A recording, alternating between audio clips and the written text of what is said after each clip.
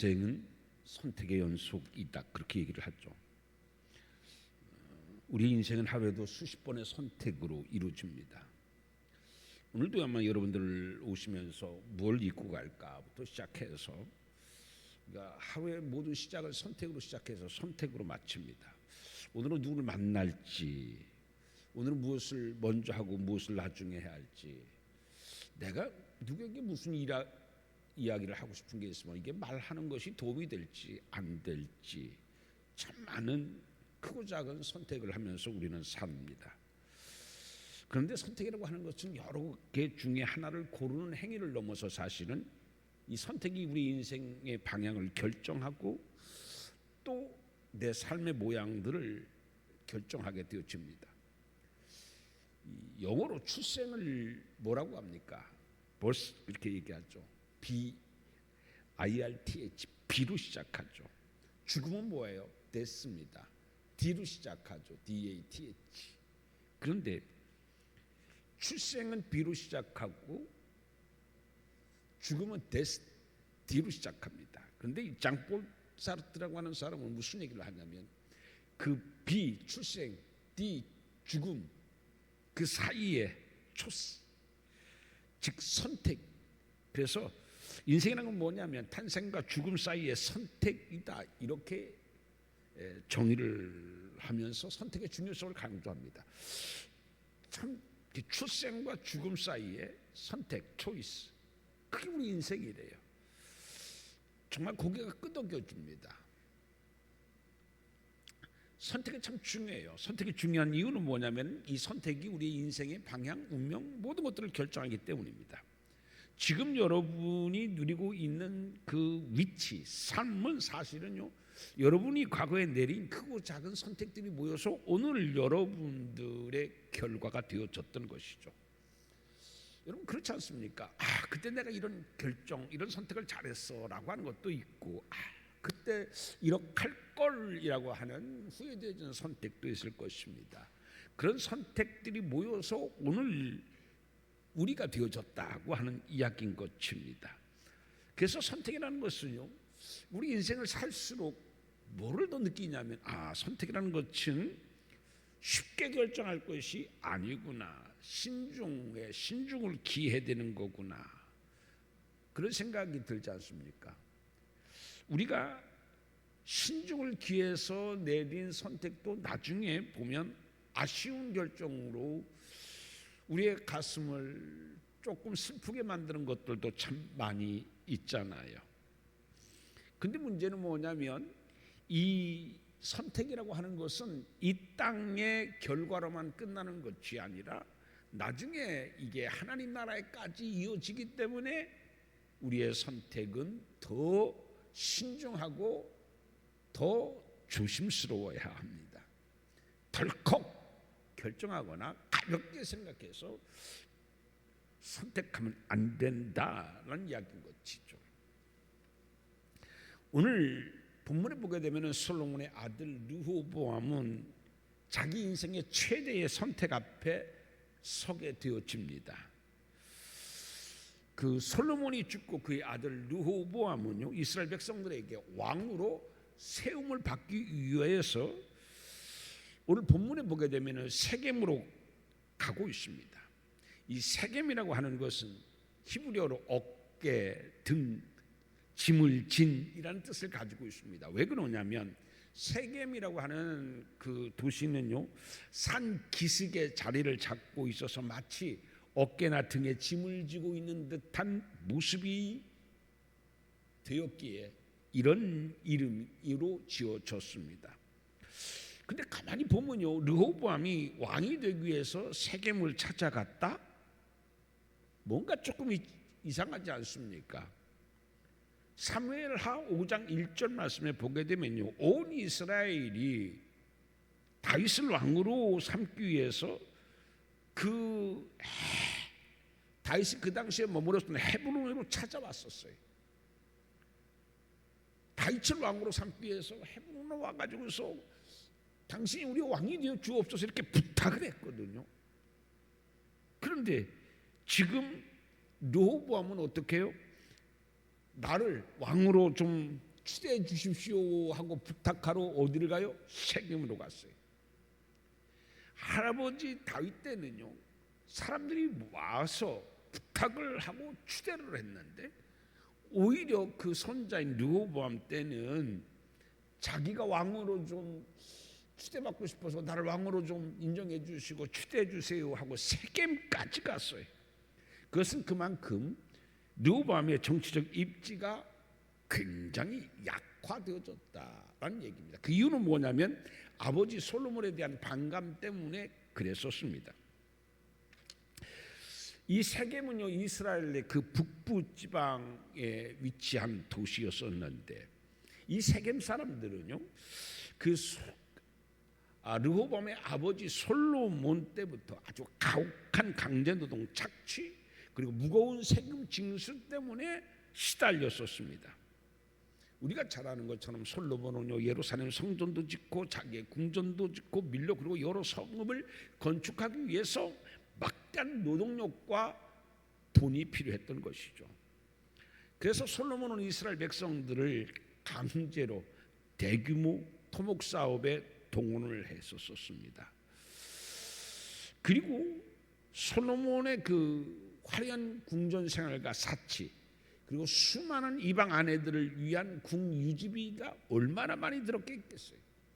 그래서 솔로몬은요, 이렇게 백성들에게 과도한 세금을 부과했고 또 노역에 참여시켰던 것입니다. 그런데 이런 과중한 세금과 노역에 대한 부담은 이스라엘 전체 공정하게 공평하게 이루어진 것이 아니었어요. 주로 어디에 집중되어졌었냐면 북부 지방에 집중되어졌어요. 반면에 유다 지파는 상대적으로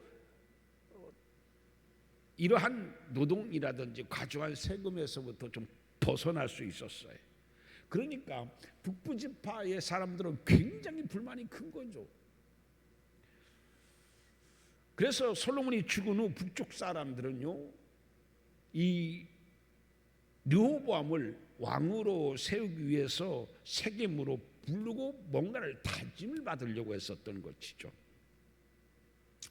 이때 이 르호보암을 세겜으로 부르기 전에 이 세겜 사람들은요, 여로보암을 불렀어요. 이 여로보암은 솔로몬 왕 때에 불만을 품고 솔로몬에게 반역을 했던 사람이에요. 그래서 솔로몬에게 쫓겨가지고서 애굽으로 정치적 망명을 가 있었던 사람이에요. 이제 솔로몬이 죽자 이 세겜 사람들은요, 애굽으로 정치 망명을 했었던 여로보암을 불렀어요. 그리고 같이 르호보암을 만나서 담판을 짓자 해서 누구를 앞세웠느냐면 그 담판의 대표로 여로보암을 앞세운 거예요. 그래서 3절 말씀에 보게 되면 여로보암과 이스라엘 온 회중이 와서 이렇게 기록하고 있잖아요. 그것은 지금 세겜을 대표하는 사람이 누구다? 여로보암이다. 르호보암의 아버지 솔로몬에게 대항했었고 반역을 깼었던 여로보암이 이제 세겜 사람들의 대표가 돼가지고서 정치적인 담판을 짓기 위해서 세겜으로 르호보암을 불렀다라고 하는 이야기인 것입니다. 그래서 사람들은 뭐라고 얘기하냐면 솔로몬 왕이 당신의 아버지가 우리에게 지어준 무거운 세금의 멍에 그런 과중한 노동력에서 우리를 좀 해방시켜 주옵소서. 우리를 가볍게 해주세요. 그러면 당신을 왕으로 섬기겠습니다 라고 이야기합니다. 이것은 어쩜 보게 되면요, 과중한 세금과 노동력의 착취에 시달렸었던 이 북부지방 사람들로서는요, 우리가 살기 어렵습니다. 살려주십시오라고 애원을 한 거나 마찬가지인 거예요. 열왕기상 10장 14절 말씀에 보게 되면 솔로몬은요, 1년에 금 666달란트를 세금만으로 거뒀어요. 666달란트가 얼마인 줄 압니까? 1달란트는 35kg입니다. 금 35kg. 그 금 35kg이면 666달란트는요 23,310kg이에요. 금으로만 매년 그렇게 거뒀어요. 이거로 뭐 했느냐? 금잔을 만들고 금방패를 만들었어요. 금방패를 만들 필요가 있나요? 그만큼 사치를 즐겼다는 얘기예요. 그래서 레바논 궁의 모든 기물을 다 금으로 만드는 아주 호화의 극치를 사는 사람이 누구냐면 바로 이 솔로몬인 것입니다. 거기다가 1,000명이나 되는 그런 많은 부인들, 그들의 또 사치도 허영도 또 채워줘야 되잖아요. 아무리 그 당시에 솔로몬 때에 전성기여 가지고서 다른 나라의 조공을 받고 있었던 상황이지만 그걸로는 부족하기 때문에 솔로몬은요 이렇게 20년 이상 계속해서 노동의 착취, 무거운 세금을 부과시켰던 것입니다. 그래서 세겜에 모인 백성들은 르호보암에게 당신의 아버지 솔로몬이 우리에게 멍에를 무겁게 했으니 이제는 좀 가볍게 해주세요 라고 요청을 한 겁니다. 그렇게 하면 우리는 기꺼이 당신을 왕으로 섬기겠습니다 라고 이야기를 합니다. 이에 르호보암은 그때 순순히 즉시 대답하지 않았습니다. 내가 3일 동안만 생각할 수 있는 시간을 달라고 요청을 합니다. 그리고서는요 이 르호보암은 아버지 솔로몬을 섬겼던 노인들에게 찾아가서 조언을 구하게 됩니다.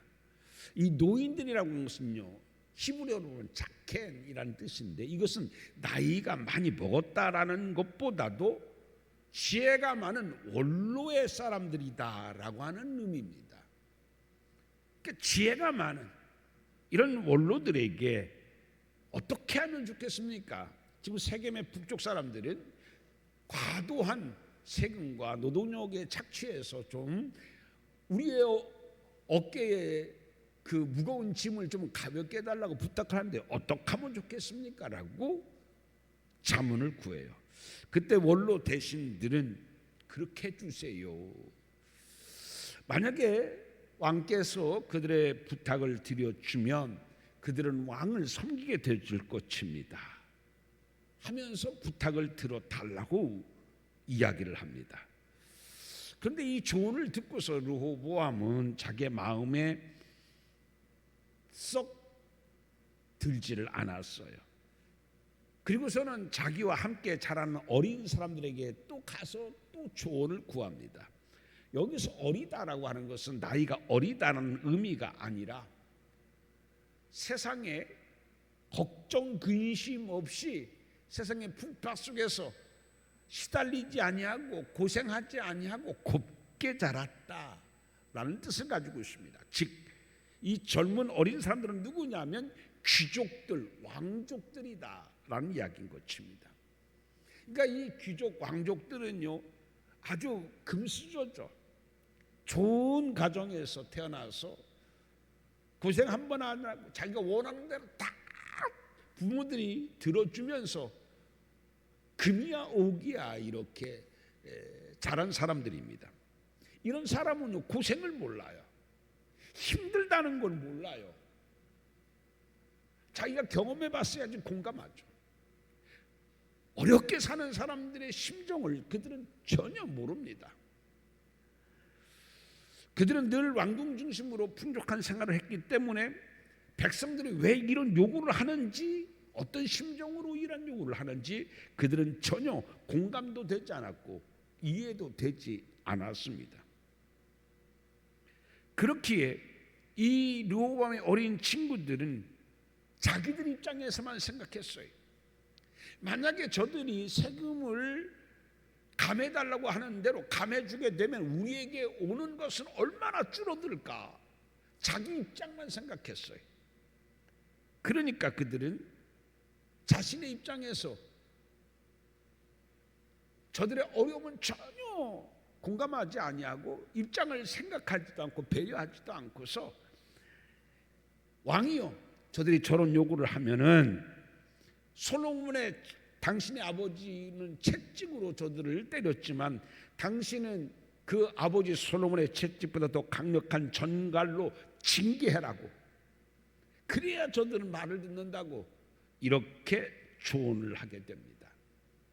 근데 사람은요, 자신이 듣고 싶은 말만 들린다고 합니다.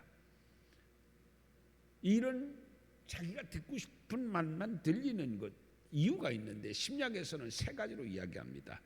첫 번째는 확증 편향 때문이라고 합니다. 확증 편향이라고 하는 것은요, 내가 생각하는 것과 내가 갖고 있는 정보는 쉽게 받아들이지만 반대되는 정보는 무시하고 왜곡하고 받아들이질 않습니다. 그러니까 내가 갖고 있는 정보, 내가 생각했던 거는 맞아 받아들여요. 근데 나와 반대되는 정보를 갖고 있으면 전혀 받아들이지 않습니다. 두 번째는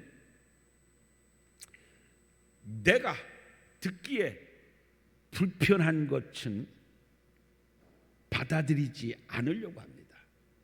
그래서 내가 내 자신의 생각을 인정하거나 또는 내 마음이 다치지 않는 정보만 받아들이려고 하는 심리적 경향 때문에 사람들은 자기 듣고 싶은 말만 이렇게 들린다고 합니다. 세 번째는요, 이 뇌는 굉장히 나에게 필요한 정보만 집중하고 나머지는 다 거른다고 그래요. 이걸 이제 칵테일 파티 효과다 그러는데, 상대방이 아무리 진실을 얘기해도 내가 이야기하고 싶은 것만, 내가 생각하고 싶은 것만 내가 집중을 하다 보니까 나머지는 어때요? 이야기해도 사실은 귀담아 듣질 않는데요, 다 걸른대요. 그게 이제 칵테일 파티 효과다 그렇게 얘기하는데, 이러한 이유로 말미암아서 사람들은요, 어떤 선택을 할 때 내가 듣고 싶은 선택만 하고, 그래서 누가 이야기를 해도 내가 듣고 싶은 것은 받아들이는데 그렇지 않는 것은 받아들이질 않는데요. 이런 것 때문에 올바른 선택과 판단을 흐리게 하는데요. 즉 르호보암은 이미 자기는 마음속에 답이 있었어요. 그래서 원로한테 가서 조언을 구하고 젊은 사람들한테 가서 조언을 구할 때도 이미 자기는 답이 정해져 있었기 때문에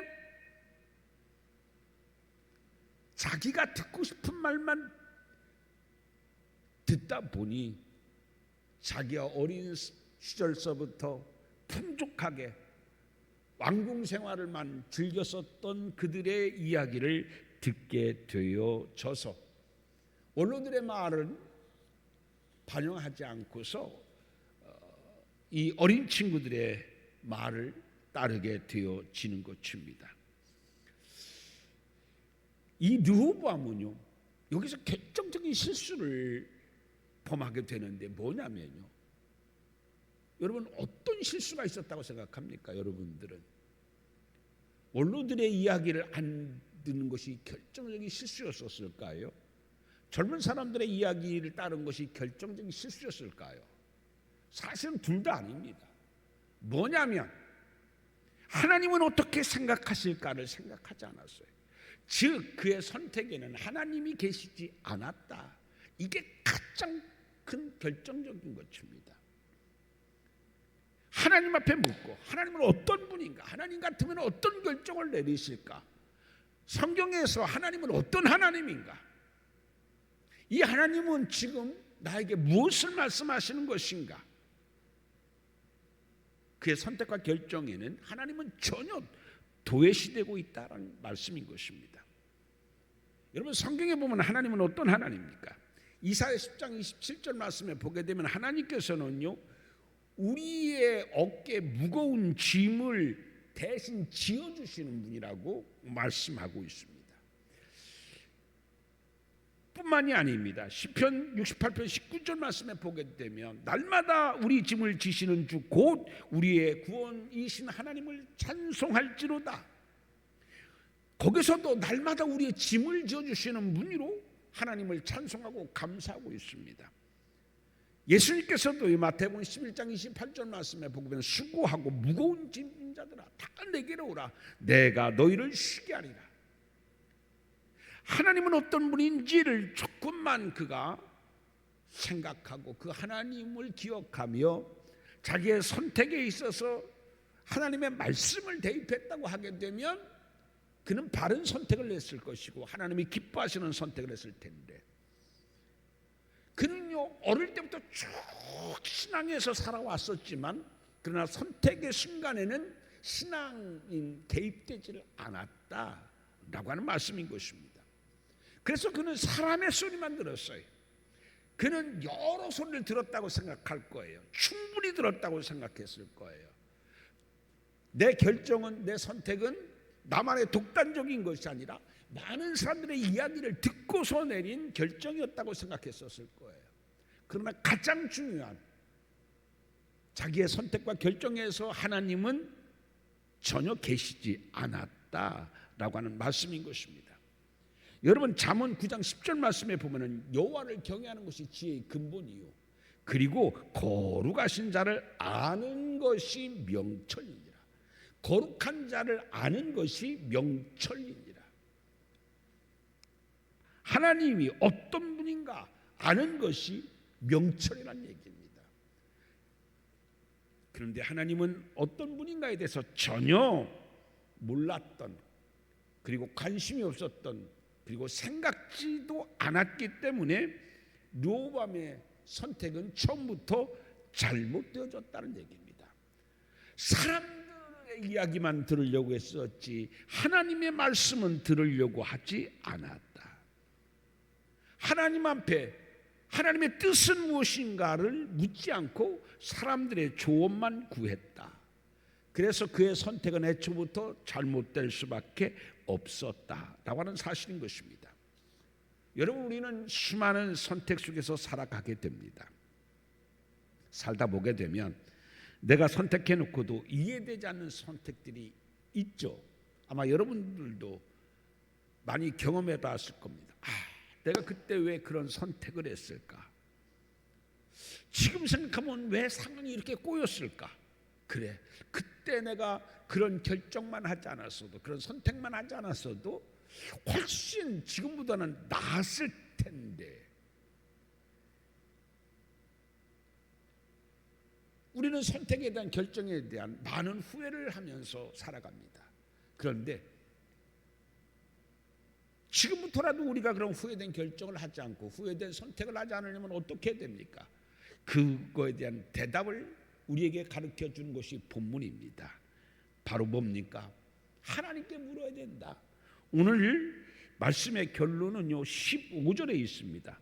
여러분 15절 말씀 한번 같이 읽어봅니다. 15절입니다. 시작. 왕이 이같이 백성의 말을 듣지 아니하였으니 이 일은 여호와께로 말미암아 난 것이라. 여호와로 말미암다라는 말은 무슨 얘기냐면 이 모든 일의 배후에 하나님이 계심을 깨닫지 못했다라는 얘기입니다. 여러분 우리의 삶의 모든 배후에는 누가 계시느냐? 하나님이 계시는 거예요.